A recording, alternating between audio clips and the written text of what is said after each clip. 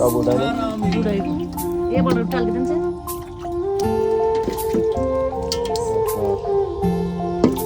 সব পুঁটি মাছ সব মাছ টাকি মাছ সব মাছ আছে